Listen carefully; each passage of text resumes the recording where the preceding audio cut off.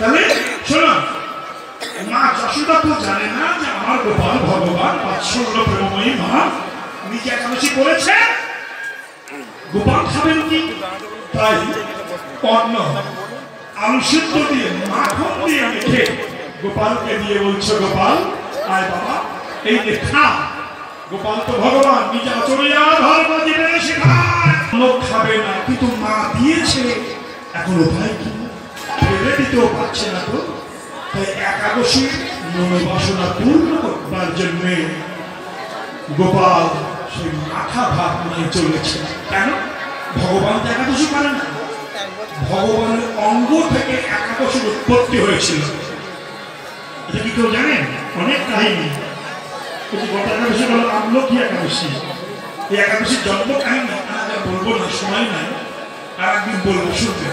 এই একাদশী ভগবান করেন না, কিন্তু করছেন। কারণ এই একাদশী করেছেন কৃষ্ণ, কিন্তু মা যশোদা ভাত দিয়েছেন, এই ভাতটা ফেলে দিতে পারছেন না।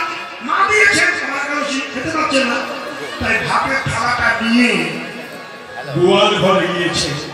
গরুগুলোকে বলছে, করে গোবৎস আমার মা একাদশী করেছে, আমি করেছি, কিন্তু মা ভাত মেখে দিয়েছে, খেতে পারছি না। করে গোবৎস তোরা খানা রে, আমার মায়ের বাসাটা পূর্ণ হবে। গরুগুলো মাথা নাড়িয়ে বলছে, হে গোবিন্দ, আমরা গরু বলে কত জন্ম সাধনার ফল তোমার চরণ, এবার তোরা খেয়ে আমার বাসনা পূর্ণ কর। ময়ূর বলল, প্রভু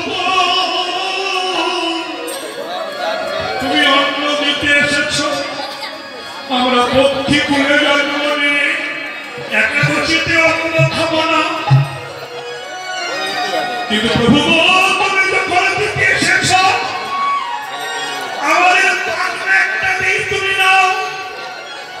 আমার এই পাখনা পশুগুলো জন্ম নিয়ে, পক্ষীগুলো জন্ম নিয়ে আমরা তো কৃষ্ণ সেবা করতে পারলাম না, তাই আমি আমার একটা পাখনা ফেলে দিলাম। যখন গরম লাগবে এই পাখনা দিয়ে তুমি হাওয়া